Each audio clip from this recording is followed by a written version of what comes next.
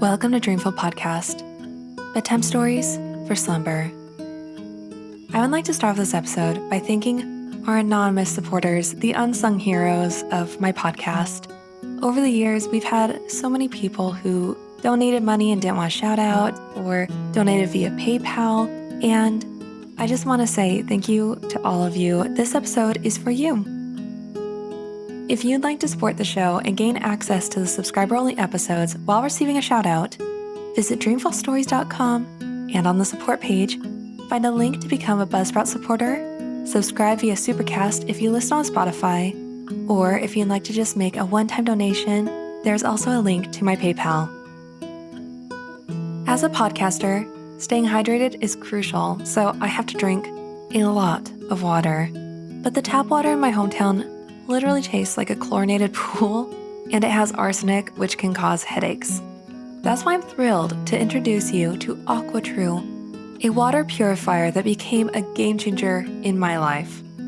AquaTrue purifiers require no installation or plumbing, which is perfect for people like me who live in a rental home. Their 4-stage reverse osmosis purifier removes 15 times more contaminants than ordinary pitcher filters. And it's truly the most delicious water I've ever tasted, so I drink way more than I used to. AquaTrue's proprietary purification technology is certified to remove over 80 of the most harmful contaminants, including chlorine, fluoride, arsenic, nitrate, and of course, those pesky PFAS, known as forever chemicals. They have purifiers for every type of home, from the countertop option, which I have, to higher capacity under-sink models. You can even go high-tech with their Wi-Fi connected purifier and mineral boost options. Plus, their filters last from 6 months to 2 years, which is much longer than my fridge filter. Just one set of filters from their classic purifier is equivalent to a staggering 4,500 bottles of water. AquaTrue comes with a 30-day money-back guarantee and even makes a great gift. This episode is sponsored by AquaTrue, and they are giving Dreamful listeners 20% off any AquaTrue purifier. Just go to aquatrue.com, that's AQUATRU.com, and enter code DREAMFUL at checkout. That's 20% off any AquaTrue water purifier when you go to aquatrue.com and use code Dreamful, and I've put a link in the show notes. This episode is also sponsored by BetterHelp. I'm sure that you've heard the idiom, you can't see the forest for the trees. And it rings so true for me sometimes because I get so preoccupied with small, insignificant things that I can't see my way out of the woods. Sometimes you need someone who is not involved to see the big picture and help you make the right decisions to solve the issues in your life. Whether you're dealing with career decisions, relationships, or anything else, there's comfort in having a therapist to help navigate the way. If you're feeling lost, give BetterHelp a try. Just fill out a brief questionnaire and you'll be matched with a licensed therapist who's right for you. It's entirely online, so it's flexible and suited to your busy schedule. Let therapy be your map with BetterHelp. Visit betterhelp.com/dreamful today to get 10% off your first month. That's BetterHelp, HELP.com/dreamful. It's time for another Greek mythology episode, and I found this wonderful story about a hero named Bellerophon and his winged horse Pegasus, who battled the fearsome Chimera. I'm sure you'll love this story just as much as I do. So, snuggle up in your blankets and have sweet dreams.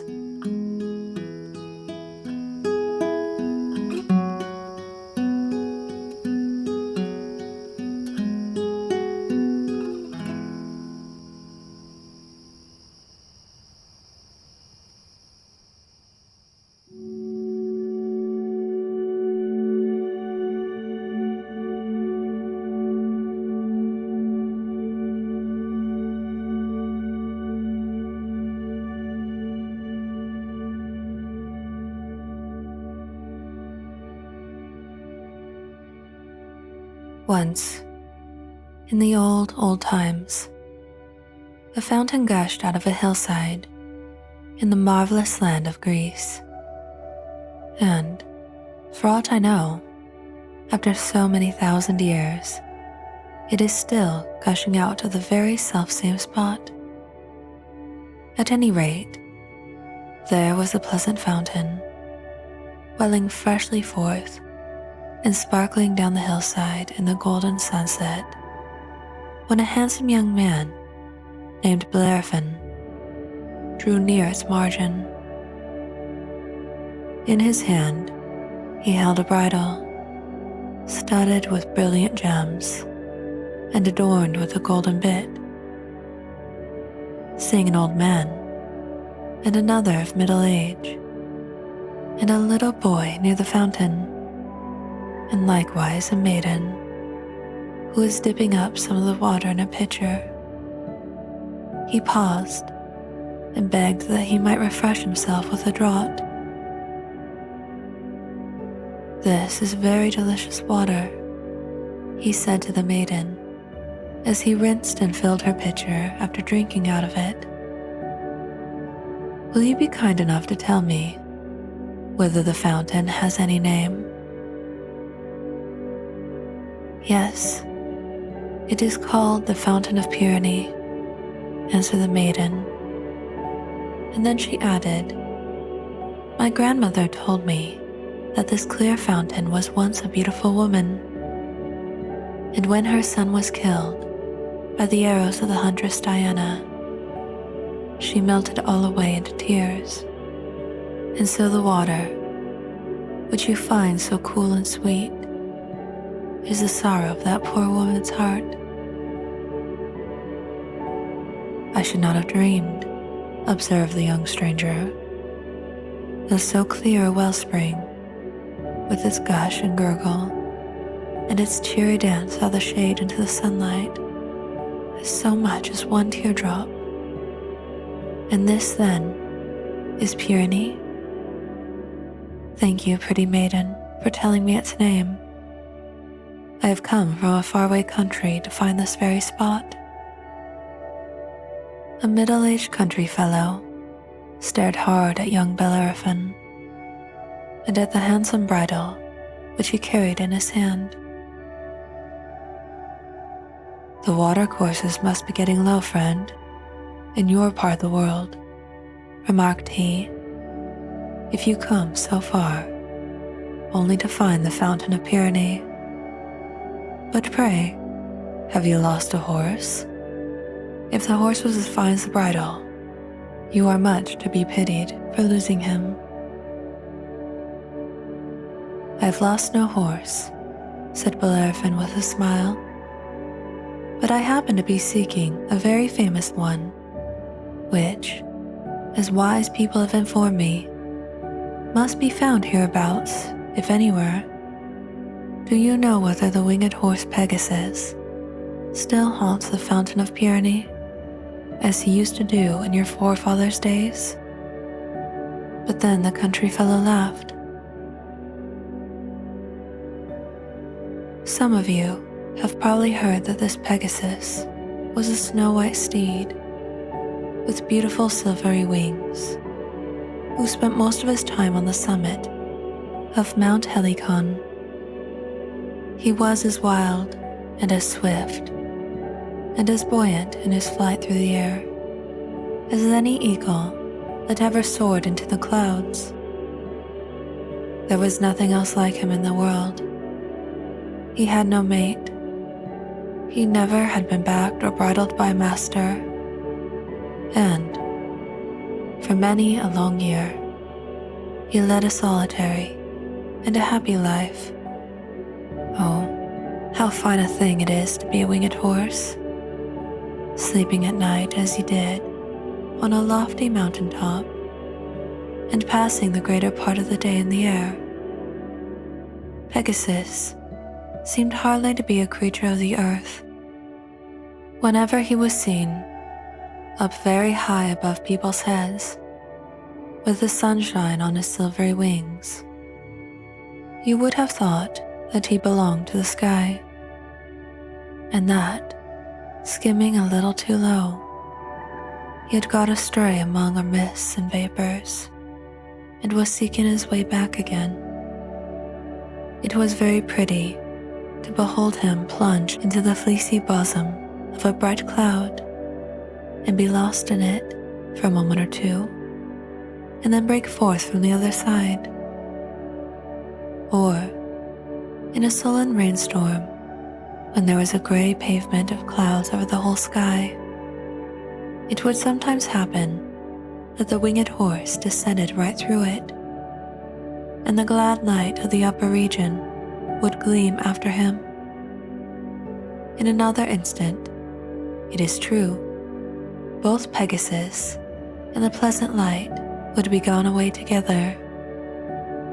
But anyone that was fortunate enough to see this wondrous spectacle felt cheerful the whole day afterwards, and as much longer as the storm lasted.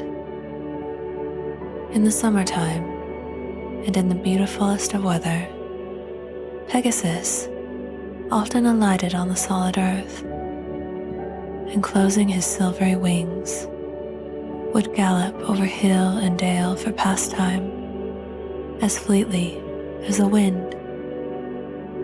Oftener than in any other place, he had been seen near the fountain of Pyrenees, drinking the delicious water, or rolling himself upon the soft grass of the margin.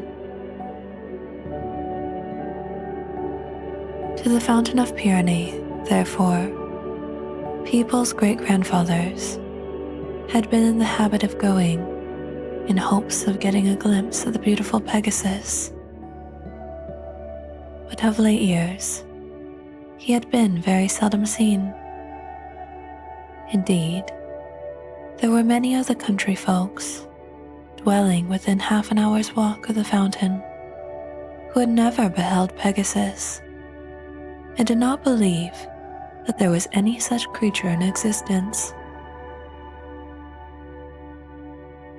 The country fellow, to whom Bellerophon was speaking, chanced to be one of those incredulous persons, and that was the reason why he laughed. "Pegasus indeed," cried he, turning up his nose as high as such a flat nose could be turned up. "A winged horse, truly. Why, friend, are you in your senses? Of what use would wings be to a horse? How would a man like to see his horse flying out the stable window, or whisking him up above the clouds, when he only wanted to ride a little? No, I don't believe in Pegasus. There never was such a ridiculous kind of horse made." "I have reason to think otherwise," said Bellerophon quietly.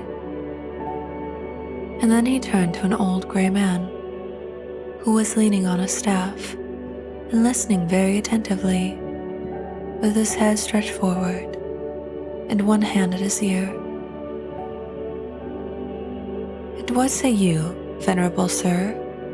inquired he. "In your younger days, I should imagine, you must frequently have seen the winged steed." "Ah, young stranger, my memory is very poor," said the aged man. "When I was a lad, if I remember rightly, I used to believe there was such a horse, and so did everyone else. But nowadays, I hardly know what to think, and very seldom think about the winged horse at all. If I ever saw the creature, it was a long, long while ago, and to tell you the truth, I doubt whether I ever did see him." "And have you ever seen him, my fair maiden?" asked Bellerophon of the girl, who stood with a pitcher on her head while this talk went on. "You certainly could see Pegasus, if anybody can, for your eyes are very bright." "Once I thought I saw him," replied the maiden, with a smile and a blush. "It was either Pegasus, or a large white bird, a very great way up in the air. And one other time, as I was coming to the fountain with my pitcher, I heard a neigh. Oh, such a brisk and melodious neigh as it was. My very heart leaped with delight at the sound, but it startled me nevertheless, so that I ran home without filling my pitcher. That was truly a pity, said Bellerophon, and he turned to the child. Well, my little fellow, cried Bellerophon, I suppose you have often seen the winged horse. That I have, answered the child very readily. I saw him yesterday, and many times before. You are a fine little man, said Bellerophon. Come, tell me all about it. Why, replied the child, I often come here to sail little boats in the fountain, and to gather pretty pebbles out of its basin. And sometimes, when I look down into the water, I see the image of the winged horse in the picture of the sky that is there. I wish he would come down and take me on his back and let me ride him up to the moon. But if I so much as stir to look at him, he flies far away out of sight. And Bellerophon put his faith in the child, who had seen the image of Pegasus in the water, and in the maiden, who had heard him neigh so melodiously, rather than in the middle-aged clown, who believed only in cart horses, or in the old man, who had forgotten the beautiful things of his youth. Therefore, he haunted about the fountain of Pyrenees for a great many days afterwards.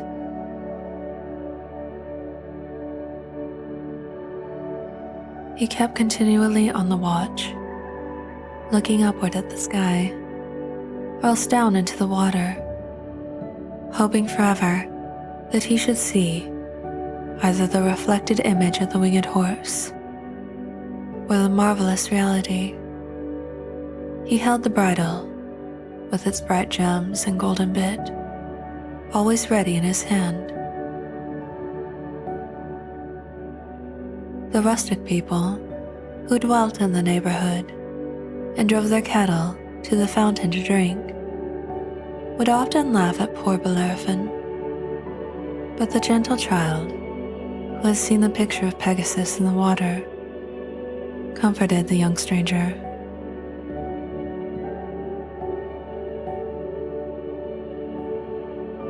Now you will, perhaps, wish to be told why it was that Bellerophon had undertaken to catch the winged horse. If I were to relate the whole of Bellerophon's previous adventures, they might easily grow into a very long story. It will be quite enough to say that in a certain country of Asia, a terrible monster called a chimera had made its appearance and was doing more mischief than could be talked about. The chimera was nearly the ugliest and most poisonous creature, and the strangest, and the hardest to fight with, and the most difficult to run away from that ever came out of the earth's inside. It had a tail like a boa constrictor, and it had 3 separate heads, one of which was a lion's, the second a goat's, and the third an abominably great snake. And a hot blast of fire came flaming out of each of its 3 mouths. Being an earthly monster, I doubt whether it had wings. But, wings or no, it ran like a goat and a lion, and wriggled along like a serpent, and thus contrived to make about as much speed as all 3 together. With its flaming breath, it could set a forest on fire, or burn up a field of grain, or a village with all its fences and houses. It laid waste the whole country round about. While the hateful beast was doing all these horrible things, it so chanced that Bellerophon came to that part of the world on a visit to the king. The king's name was Iabades, and Lycia was the country which he ruled over. Bellerophon was one of the bravest youths in the world, and desired nothing so much as to do some valiant and beneficent deed. King Iabades, perceiving the courage of his youthful visitor, proposed to him to go and fight the Chimera, which everybody else was afraid of, and which, unless it should soon be killed, was likely to convert Lycia into a desert. Bellerophon hesitated not a moment, but assured the king that he would either slay this dreaded Chimera or perish in the attempt. But, in the first place, as the monster was so prodigiously swift, he bethought himself that he should never win the victory by fighting on foot. The wisest thing he could do, therefore, was to get the very best and fleetest horse that could anywhere be found. And what other horse in all the world was half so fleet as the marvelous horse Pegasus? And this was the purpose with which he traveled from Lycia to Greece, and had brought the beautifully ornamented bridle in his hand. It was an enchanted bridle. If he could only succeed in putting the golden bit into the mouth of Pegasus, the winged horse would be submissive, and would own Bellerophon for his master, and fly wherever he may choose. But indeed, it was a weary and anxious time, while Bellerophon waited and waited for Pegasus, in hopes that he would come and drink at the fountain of Purity.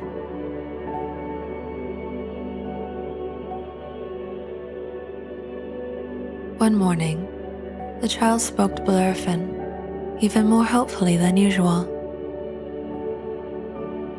"Dear Bellerophon," cried he, "I know not why it is, but I feel as if we should certainly see Pegasus today." After many hours of waiting, the gentle child was gazing down into the water. He was grieved, for Bellerophon's sake, that the hope of another day should be deceived, like so many before it. And 2 or 3 quiet teardrops fell from his eyes, and mingled with what were said to be the many tears of Purity. But, when he least thought of it, Bellerophon felt the pressure of the child's little hand, and heard a soft, almost breathless whisper. "See there, dear Bellerophon, there is an image in the water." The young man looked down into the dimpling mirror of the fountain, and saw what he took to be the reflection of a bird, which seemed to be flying at great height in the air, with a gleam of sunshine on its snowy or silvery wings. "What a splendid bird it must be," said he, "and how very large it looks, though it really must be flying higher than the clouds." "It makes me tremble," whispered the child. "Dear Bellerophon, do you not see that it is no bird? It is the winged horse Pegasus." Bellerophon gazed keenly upward, but could not see the winged creature, whether bird or horse, because just then it had plunged into the fleecy depths of a summer cloud. It was but a moment, however, before the object reappeared, sinking lightly down out of the cloud, although still a vast distance from the earth. Bellerophon caught the child in his arms and shrank back with him, so that they both were hidden among the thick shrubbery which grew all around the fountain. He dreaded if Pegasus caught a glimpse of them, he would fly far away, for it was really the winged horse. Nearer and nearer came the aerial wonder, flying in great circles, as you may have seen a dove when about to alight. Downward came Pegasus, in those wide, sweeping circles, which grew narrower and narrower still as he gradually approached the earth. The nearer the view of him, the more beautiful he was, and the more marvelous the sweep of his silvery wings. At last, with so light a pressure as hardly to bend the grass about the fountain or imprint a hoof tramp in the sand of its margin, he alighted and, stooping his wild head, began to drink. He drew in the water with long and pleasant sighs and tranquil pauses of enjoyment, and then another drink and another. After drinking to his heart's content, the winged horse began to caper to and fro and dance, as it were, out of mere idleness and sport. There never was a more playful creature made than this very Pegasus. So there he frisked, fluttering his great wings as lightly as ever did a linnet, and running little races, half on earth and half in air. Bellerophon, meanwhile, holding the child's hand, peeped forth from the shrubbery and thought that never was any sight so beautiful as this. Once or twice, Pegasus stopped and snuffed the air, breaking up his ears, tossing his head, and turning it on all sides, as if he partly suspected some mischief. Seeing nothing, however, and hearing no sound, he soon began his antics again. At length, not that he was weary, but only idle and luxurious, Pegasus folded his wings and lay down on the soft green turf. But, being too full of aerial life to remain quiet for many moments together, he soon rolled over on his back with his 4 slender legs in the air. Finally, when he had enough of rolling over and over, Pegasus turned himself about, put out his forelegs in order to rise from the ground, and Bellerophon, who had guessed that he would do so, darted suddenly from the thicket and leaped astride of his back. But what a bound did Pegasus make! Before he had time to draw a breath, Bellerophon found himself 500 feet aloft and still shooting upward, while the winged horse snorted and trembled with terror and anger. Upward he went, until he plunged into the cold, misty bosom of a cloud, and then again, out of the heart of the cloud, Pegasus shot down like a thunderbolt, as if he meant to dash both himself and his rider headlong against a rock. At about 2 miles height above the earth, he turned a somerset, so that Bellerophon's heels were where his head should have been, and he seemed to look down into the sky instead of up.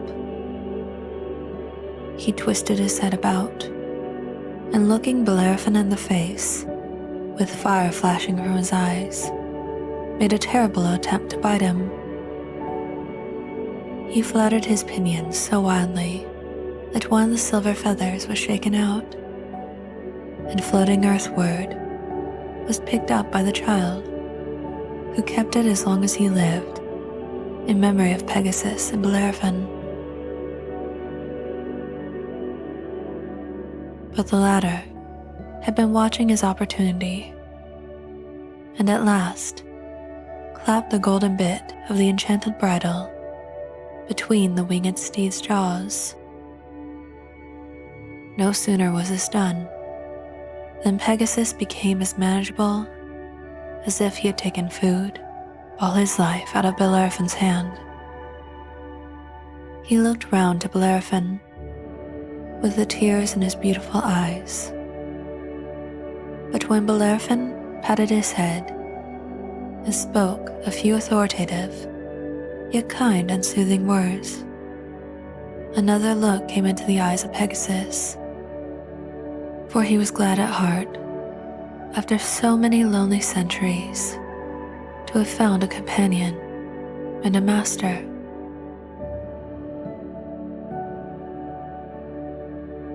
While Pegasus had been doing his utmost to shake Bellerophon off his back, he had flown a very long distance, and they had come within sight of a lofty mountain.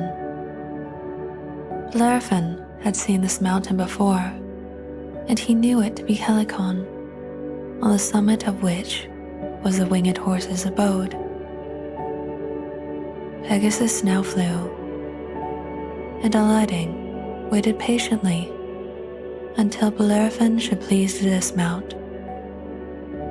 The young man leaped from his steed's back, but still held him fast by the bridle.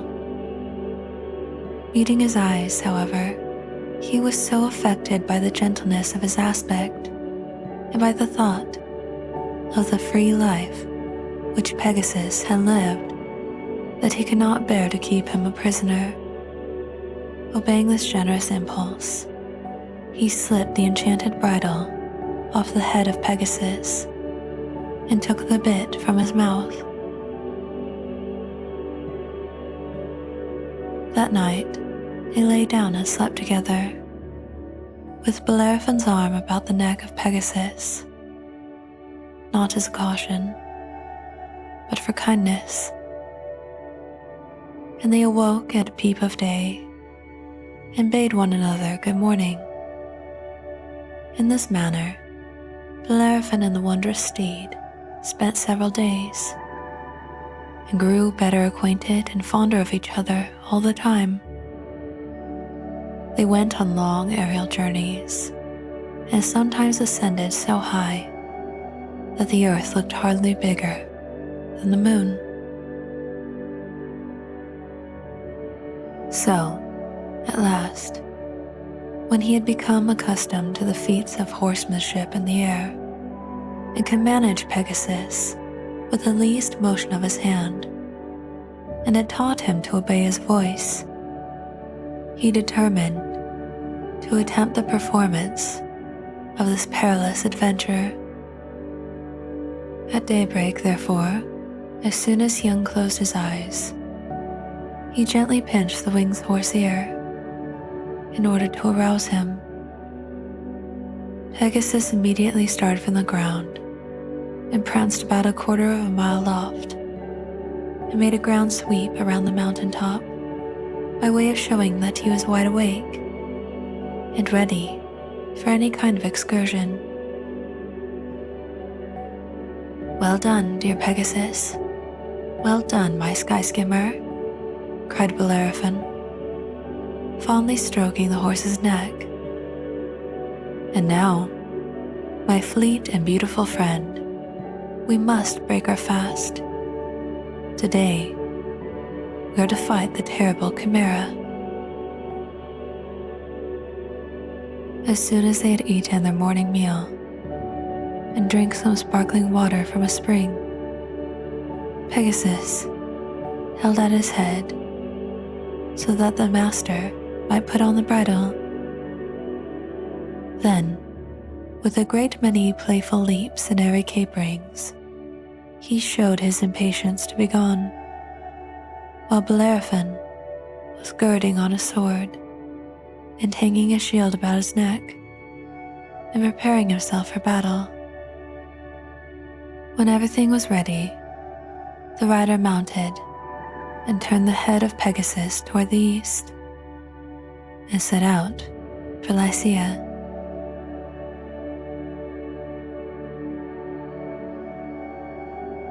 Being now so near their journey's end, the winged horse gradually descended with his rider, and they took advantage of some clouds that were floating over the mountain tops in order to conceal themselves. Hovering on the upper surface of a cloud and peeping over its edge, Bellerophon had a pretty distinct view of the mountainous part of Lycia and could look into all its shadowy vales at once. There were the ruins of houses that had been burnt, and here and there, the carcasses of dead cattle, strewn about the pastures where they had been feeding. The chimera must have done this mischief, thought Bellerophon. But where can the monster be? 3 spires of black smoke, which issued from what seemed to be the mouth of a cavern and clambered sullenly into the atmosphere. The smoke, as it crept heavily upward, had an ugly, sulphurous, stifling scent, which caused Pegasus to snort and Bellerophon to sneeze. He made a sign which the winged horse understood and sunk slowly through the air until his hoofs were scarcely more than a man's height above the rocky bottom of the valley. In front, as far off as you could throw a stone, was the cavern's mouth, with the 3 smoke wreaths oozing out of it. There seemed to be a heap of strange and terrible creatures curled up within the cavern. Their bodies lay so close together that Bellerophon could not distinguish them apart. But, judging by their heads, one of these creatures was a huge snake, the second a fierce lion, and the third an ugly goat. So strange was the spectacle that though Bellerophon had been all along expecting it, the truth did not immediately occur to him that here was a terrible, 3-headed chimera. He had found its cavern. The snake, the lion, and the goat, as he supposed them to be, were not 3 separate creatures, but one monster. Pegasus seemed to know it at the same instant and sent forth a neigh that sounded like a call of a trumpet to battle. At this sound, the 3 heads reared themselves erect and belched out great flashes of flame. Before Bellerophon had time to consider what to do next, the monster flung itself out of the cavern and sprung straight towards him. If Pegasus had not been as nimble as a bird, both he and his rider would have been overthrown, but the winged horse was not to be caught so. In the twinkling of an eye, he was aloft, halfway to the clouds, snorting with anger. The chimera, on the other hand, raised itself up so as to stand absolutely on the tip end of its tail, with its talons pawing fiercely in the air, and its 3 heads spluttering fire at Pegasus and his rider. It roared and hissed and bellowed. Bellerophon, meanwhile, was fitting his shield on his arm and drawing a sword. "Now, my beloved Pegasus," he whispered in the winged horse's ear, "you must help me to slay this insufferable monster, or else you shall fall back to your solitary mountain peak without your friend Bellerophon. For either the chimera dies, or his 3 mouths shall gnaw the head of mine." Pegasus whinnied, and turning back his head, rubbed his nose tenderly against his rider's cheek. "I thank you, Pegasus," answered Bellerophon. "Now then, let us make a dash at the monster."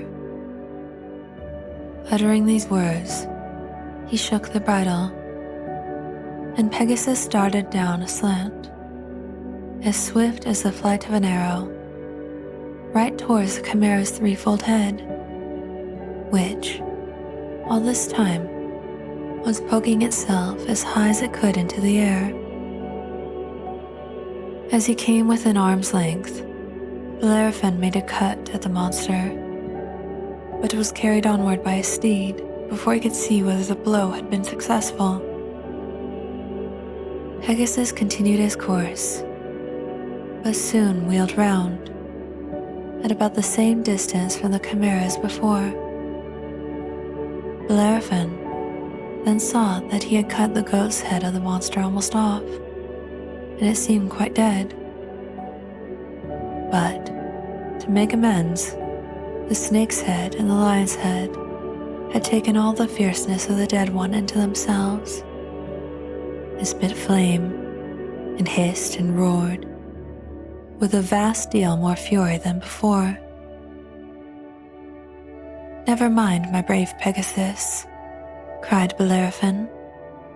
"With another stroke like that, we will stop either its hissing or its roaring." And again he shook the bridle. Dashing as before, the winged horse made another arrow flight towards the chimera, and Bellerophon aimed another downright stroke at one of the 2 remaining heads. But this time, neither he nor Pegasus escaped so well as the first. With one of its claws, the chimera had given the young man a deep scratch in his shoulder, and had slightly damaged the left wing of the flying steed with the other.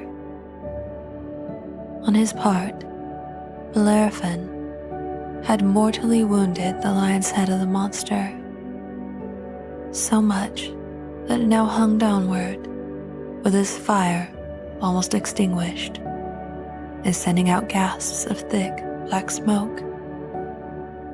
The snake's head, however, which was the only one now left, was twice as fierce and venomous as ever before.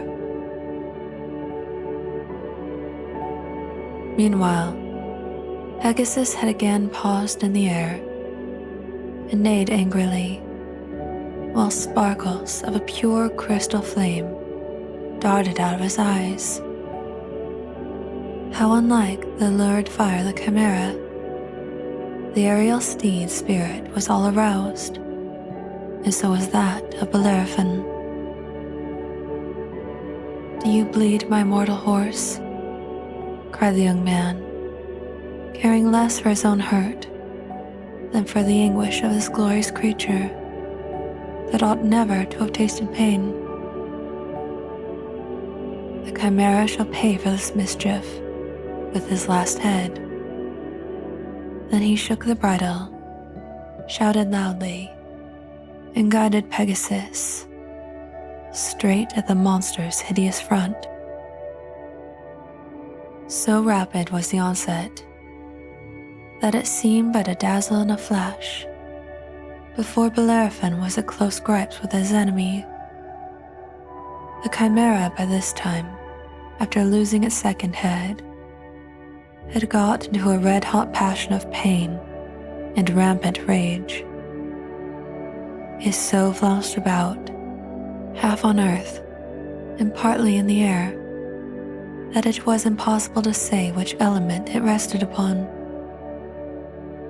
It opened its snake jaws to such an abominable width that Pegasus might have almost flown right down its throat, wings outspread, rider and all. At their approach, it shot out a tremendous blast of its fiery breath, and enveloped Bellerophon and his steed in a perfect atmosphere of flame, singeing the wings of Pegasus, scorching off one whole side of the young man's golden ringlets, and making them both far hotter than was comfortable, from head to foot. When the airy rush of the winged horse had brought him within the distance of 100 yards, the chimera gave a spring and flung its huge, awkward, venomous, and utterly detestable carcass right upon poor Pegasus, clung round him with might and main, and tied up its snaky tail into a knot. Up flew the aerial steed, higher and higher and higher, above the mountain peaks, above the clouds, and almost out of sight of solid earth. But still, the monster kept its hold, and was borne upward, along with the creature of light and air. Bellerophon, meanwhile, found himself face to face with the ugly grimness of the chimera. Over the upper edge of the shield, he looked sternly into the savage eyes of the monster. But the chimera was so mad and wild with pain that it did not guard itself so well as might else have been the case. Perhaps, after all, the best way to fight a chimera is by getting as close to it as you can. In its efforts to stick its horrible iron claws into its enemy, the creature left its own chest quite exposed. And perceiving this, Bellerophon thrust his sword up to the hilt into its cruel heart.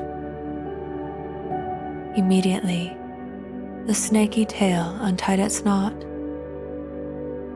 The monster let go his hold of Pegasus and fell from that vast height downward.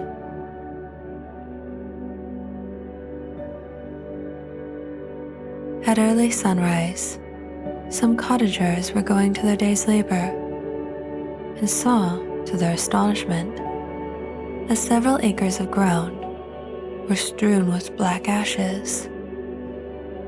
In the middle of a field, there was a heap of whitened bones, a great deal higher than a haystack. Nothing else was ever seen of the dreadful chimera. When Bellerophon had won the victory, he bent forward and kissed Pegasus, while the tears stood in his eyes. "Back now, my beloved steed," said he. "Back to the fountain of Pyrenees." Pegasus skimmed through the air, quicker than he ever did before, and reached the fountain in a very short time. So Bellerophon slipped off the enchanted bridle from the head of the marvelous steed. "Be free forevermore, my Pegasus," he cried, with a shade of sadness in his tone. But Pegasus rested his head on Bellerophon's shoulder and would not be persuaded to take flight. "Well then," said Bellerophon, caressing the airy horse, "you shall be with me as long as you will, and we will go together and tell King Iobates that the chimera is destroyed."